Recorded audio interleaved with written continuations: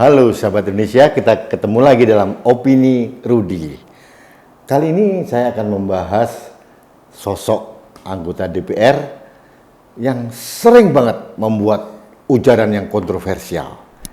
Mungkin sudah tahu, namanya Fadlizon.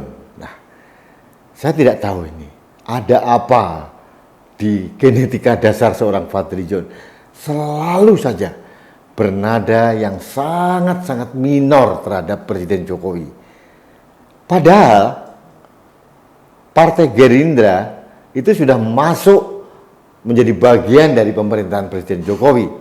Dan Fadlizon itu adalah wakil ketua umum Partai Gerindra. Ini agak aneh bagi saya. Mungkin karena si Fadlizon ini tidak dapat jatah jadi menteri, makanya dia suaranya selalu mengebiri semua kebijaksanaan dari Presiden Jokowi. Yang terakhir, dia membuat ujaran yang kontroversial. Dia mengatakan karisma seorang Rizik Syihab itu melebihi Bung Hatta dan Soekarno. Ini Fadlizon ini katanya sejarawan. Tapi mohon maaf nih, dengan segala hormat, otaknya ini kecil sekali. Bagaimana mungkin seorang Rizik Syihab yang hanya menguasai sekian ribu orang diperbandingkan dengan proklamator Soekarno-Hatta. Soekarno itu memersatukan seluruh suku-suku di Indonesia. Bung Hatta itu konseptor ekonomi, bapak koperasi kita. Dua orang ini luar biasa, hampir tidak ada tandingannya di Republik ini. Kok bisa-bisanya dipersamakan dengan seorang Rizik Syihab yang sering menggunakan mimbarnya untuk mengecam orang, berkata-kata kasar, dan memprovokasi orang. Nah, ini Fadlizon ini menurut saya perlu diperiksa ini kesehatan jiwanya. Aneh bagi saya. Ini tidak masuk akal. Nah, kemarin ya pada saat TNI menurunkan baliho Rizik Syihab di Santero Jakarta, Fadlizon juga marah. Meskipun tidak ada pengaruh sebetulnya sih. Tapi saya geli aja. Kenapa orang ini selalu berucap bernarasi berbeda? Saya tidak tahu. Apa yang melatar belakang ini? Akhirnya saya berpikir ini.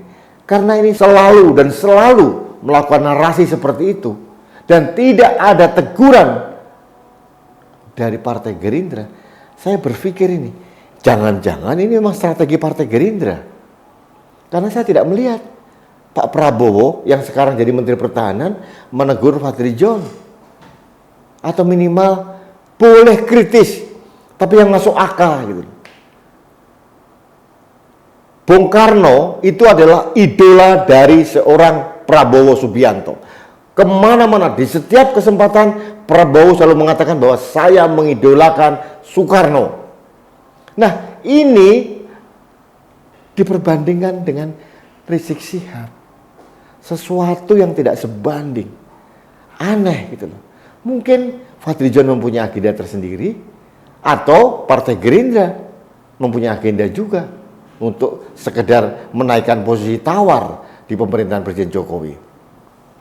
Saya hanya minta sebagai rakyat nih Pak Prabowo, tolong tertibkan anggotanya. Kalau Partai Gerindra masih punya kenyamanan dalam pemerintahan Pak Jokowi, harusnya ada etika dan tahu diri. Tidak bisa orang mengkritisi rumah tangga kita sendiri. Kecuali Gerindra jadi oposisi. Ini tidak. Ada 2 kementerian setidaknya yang diberikan Pak Jokowi kepada Partai Gerindra. Kementerian Pertahanan. Kemudian Kementerian Kelautan dan Perikanan. Ini portofolio yang luar biasa strategis diberikan kepada Partai Gerindra. Bentuk penghormatan Pak Jokowi terhadap Pak Prabowo. Harusnya orang-orang Gerindra harus bisa menahan diri. Mengkritisi pemerintah harus wajib hukumnya. Tapi dengan sesuatu atau narasi yang membangun dialektika. Bukan narasi yang asal ngomong, asal jemplak. Anggota DPR loh. Dia bilang sejarawan loh. Akhirnya Fadlizon sendiri juga menurunkan derajatnya, menurunkan kehormatannya, bahwa dia ternyata bukan sejarawan. Dia hanya seorang pemain sinetron di pentas perpolitikan di Indonesia. Hanya asal beda. Pemain antagonis yang pokoknya asal beda. Supaya apa? Mendapat spotlight dari media massa. Saya tidak tahu sampai kapan Fadlizon bersuara seperti itu. Dia kemarin sudah dapat bintang Mahaputra katanya. Nggak apa-apa, itu sah-sah saja karena jabatan dia sebagai mantan wakil ketua DPR. Harusnya dia juga bisa mengerem diri, belajar bijak menjadi seorang negarawan. Bukan orang-orang yang selalu menguji kesabaran. Saat ini memang dia sedang bersuara keras, mengkritisi banyak hal, pokoknya apapun yang disuarakan pemerintah selalu salah di mata Fadlizon. Mungkin Fadlizon tidak punya cermin di rumahnya, bahwa dia yang selalu berposisi salah. Saya yakin satu hal, ya, bahwa Fadlizon cuma sakit hati. Kenapa? Nggak dapat jabatan di pemerintahan. Itu saja. Dia dulu merasa bahwa dia orang terdekat dengan Prabowo, ternyata nggak dipakai. Bahkan menjadi juru bicara Partai Gerindra, Fadlizon juga tidak. Sekarang wakil ketua umum di Partai Gerindra, tapi jabatan di wakil ketua DPR lepas juga. Ya mungkin dia sakit hati gitu ya. Cuma rasanya harus ada yang bersuara untuk melawan Fadlizon ini.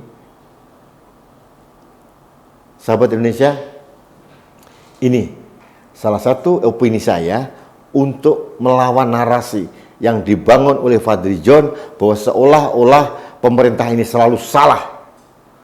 Pemerintah yang terdiri beberapa orang yang dipimpin Presiden Jokowi, semua tahu itu bukan manusia setengah dewa yang maha sempurna. Ada kesalahannya. Saya pun sering mengkritisi itu. Tapi juga harus objektif, tidak semuanya salah. Tapi di mata Fadlizon ini semua salah, tidak ada benarnya. Satu yang benar adalah polisi presiden saat memberikan dia bintang Mahaputra. Sahabat Indonesia, kenapa saya mengkritisi Fadlizon? Karena bagi saya harus ada suara penyeimbang untuk melawan narasi-narasi seperti ini. Ini narasi yang dilemparkan dari ruang publik, harus ada pertanggungjawaban dan harus ada counter. Jangan sampai seolah-olah menjadi pembenaran. Dan apapun yang dikatakan Fadlizon yang menyerang tanpa akal sehat, tetap akan saya lawan dengan kuat.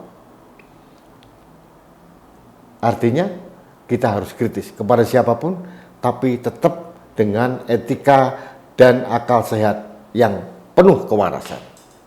Baik sahabat Indonesia, demikian opini saya hari ini.